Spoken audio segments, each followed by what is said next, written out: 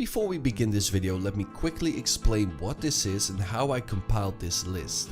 So this is not your ordinary top 10 list. A load of research went into it. First of all, I read through roughly 2,000 comments on my last videos and created a list of keywords, DLC ideas, update ideas, and I followed that up by asking my Twitter followers a simple question: what their top 3 DLC idea might be.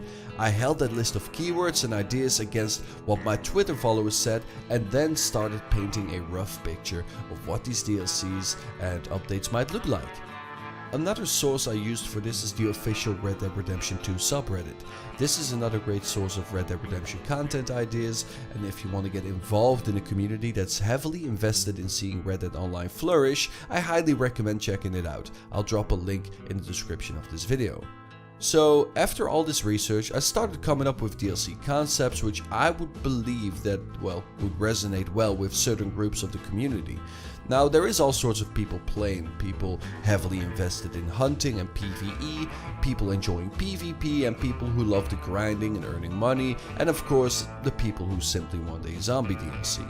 I hope Rockstar pays attention to this, and if you agree with this list or enjoy certain ideas, or even let me know when you dislike certain ideas, please just let me know in the comments down below. I try to be as actively involved with everyone that I can. If you have any other ideas that are really good, please just let me know. Also, leave a like if you enjoyed this video. At the end of it, a lot of time and thought went into this, so let's begin.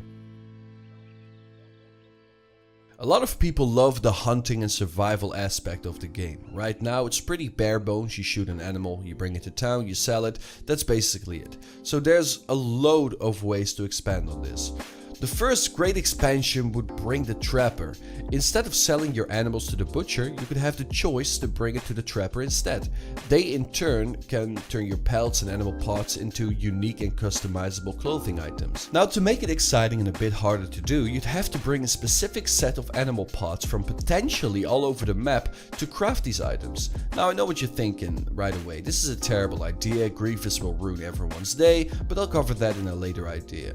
For longer hunting trips, it would be great to be able to bring a wagon along. You could stow away more carcasses and of course a higher risk. Of course they're less maneuverable, but way more profitable. Your own camp and where you set it up can play a big part in this as well. Instead of having to drive or ride all the way back to a city, you can bring your carcasses to your camp where you can have all your carcasses delivered to a nearby town.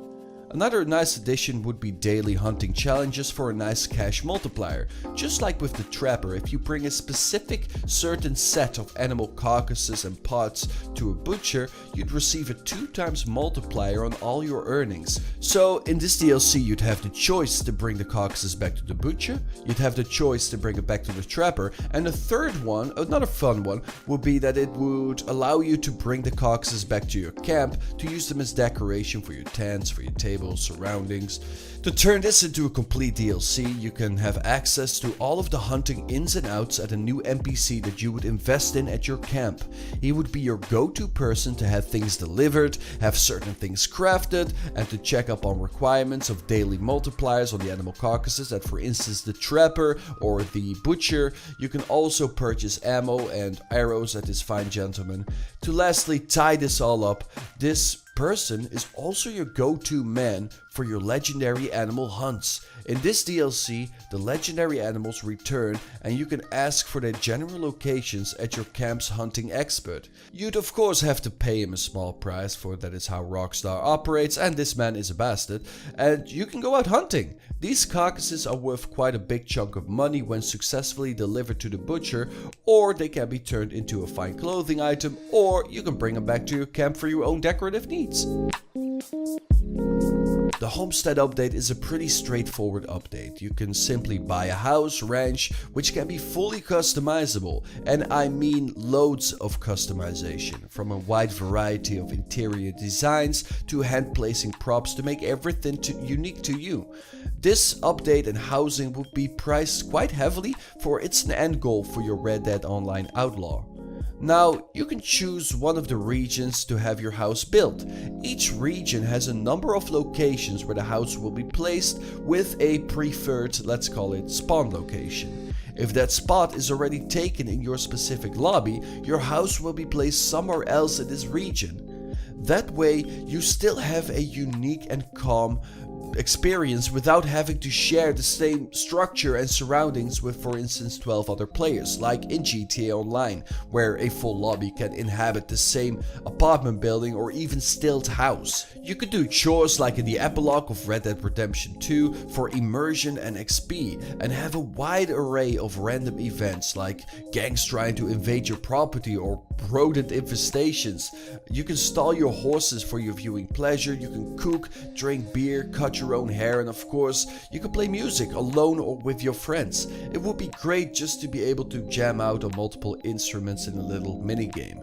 It's just a fun, light-hearted and immersive expansion for you to hang out with your friends. Now you can also have the choice to move everything that's available in your camp to your house, so that would become your hub of operations. What game about being outlaws doesn't have cooperative bank robberies and train robberies in it? Yes, Red Dead Online. And this actually boggles the mind, and it does so for many of these points actually. I just want to bring this up quickly because all of the things I'm mentioning are in GTA Online in some way, shape or form, and some things feel like essential parts of Red Dead Online, and they have the framework for all of this. They know it's successful, but instead they decide to take a step back and grab it out of the game. It doesn't make sense, but I guess we're all waving the beta flag like a bunch of spastic people on this matter as well. Yes, Red Dead Online needs to put the heist straight. We need to get this fast. You can start a heist from your home or camp together with your posse. Just like in GTA Online, you can split the earnings amongst your crew members and pick multiple angles to work together to get the job done. There are many interiors available for a wide variety of different heists, and each heist would be a multiple layered mission leading up to the finale, just like in GTA Online, and the rewards will be great for the time you'd have to invest in these games. If you perform well, you can walk away with the max amount of money. If you mess up certain aspects of the setups before the heist, the finale will get harder by, for instance, you having less time to obtain the money. This idea is taken directly from FrontMW2. He tweeted, "If you have the highest bounty possible and end up in an injured state, some crazy person show up and kidnaps you. You'd end up in Guarma, dirty clothing and a knife. Kill or be killed. All NPCs are crazy and so are the players. Construct a boat to escape or wait for 48 minutes. So this is a fantastic and fun bonus for achieving the highest bounty. Being teleported to Guarma as a sort of Easter egg or minigame to play a role in a Hunger Games-esque game mode sounds so much fun. Guarma is in Red Dead Online, and much like GTA Online's North Yankton, it serves no purpose at all besides being a place you can glitch to and, well, do absolutely nothing. Why waste a location that's already in the game like that? Please make use of it somehow. This would be fantastic and fun. Now, I'd quickly like to mention the map expansion that everyone wants, which of course is the Mexico expansion. Now, it would be great to have that, but on the other hand, I don't think Red Dead Online needs Mexico right now, for the map just will get bigger. It's just a wider puddle, but still as shallow. Maybe later down when content is actually in the game, expanding towards Mexico would be awesome, but I can't see this happening in all fairness. This update would introduce gambling to the world of Red Dead Online, something that again boggles the mind that they took a step back from to actually deliberately get it out of the game while it was in the first Red Dead.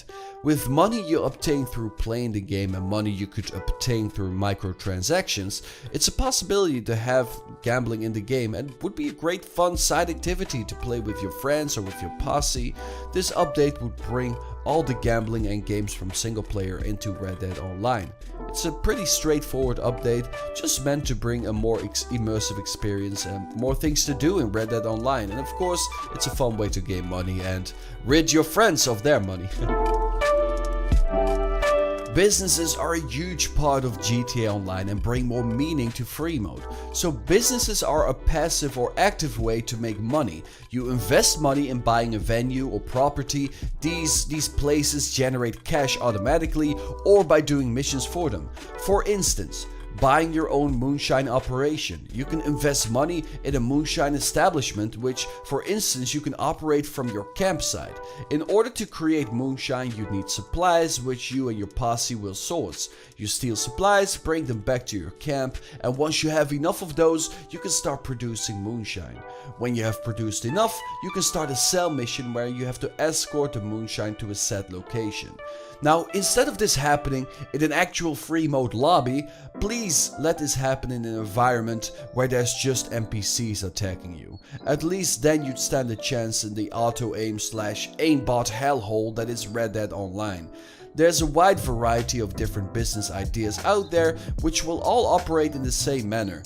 Think maybe ranches where you have to collect rare horses and carts, a business around hunting exotic animals and selling them. It would be nice to go to Guarma for those missions. Maybe a gold delving operation with a not so legal back end where you blend illegally obtained gold with legally obtained gold. There's a bunch of those ideas out there, and you don't need to reinvent the wheel for these either. Look at GTA Online, these businesses would bring substance to Red Dead Online.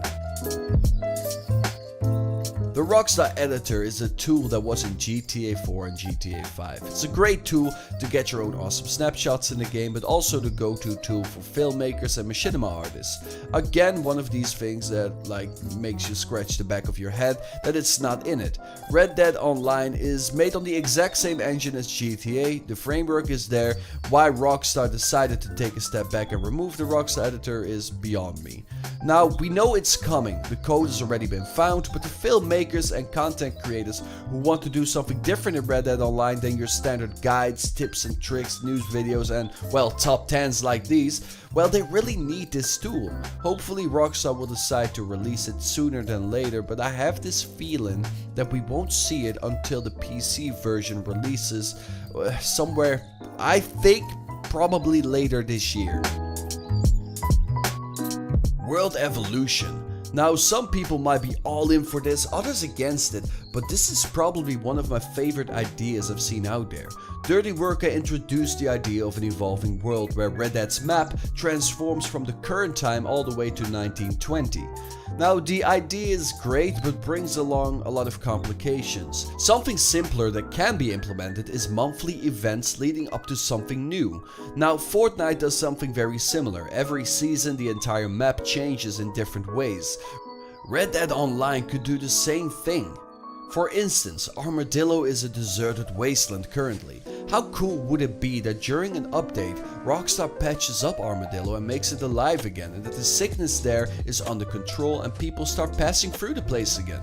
They can do all sorts of little adjustments to the world like that, some small, some big. A bigger one can be a construction of a railroad. During one month you see a load of NPCs working on laying tracks, while the next month during an update it is done and there's an actual train driving from Blackwater to Armadillo. That's a great way to keep the world fresh and alive, and a lot of players would enjoy checking up on Red Dead Online to see what aspects of their game has changed. An enormous part of Red Dead Redemption 1 was Undead Nightmare, a very successful zombie expansion. Now, zombie expansions always do well, especially in a massive open world that Rockstar made. The community would love to see the return of zombies in Red Dead Redemption. Just having free mode infested with zombies and special zombies, having missions in free mode, having horde modes, having crazy unlockables like wacky weapons and horses. It's a great way to go a little bit crazy with Red Dead Online, a thing that Rockstar can't really do right now. And lastly, patches. So I put a top 10 list in my top 10 list of patches and smaller updates that are worth mentioning. All of these are highly requested by the community on my channel, my Twitter and on Reddit. So let's begin. 1. Free aim lobbies. 2. Having 2 characters. 3. Friend circles and crews in Red Dead Online. 4. Job/mission creator. 5. Hardcore mode, no minimap. 6. The ability to duel with your friends or fellow players. 7. Private lobbies, friends only lobbies and crew sessions. 8. Pets in Red Dead Online. 9. A Civil War weapon/outfit set. And 10. Fixing the connectivity issues. Now that was basically it. I'd like to lastly thank each and every one of my followers who interact with me on Twitter, and of course all you awesome guys and ladies watching my videos. This was a tough video to make, which well, took about 5 days of research. These updates would make a fantastic year 1 of updates and patches, and I hope to see at least a few of them.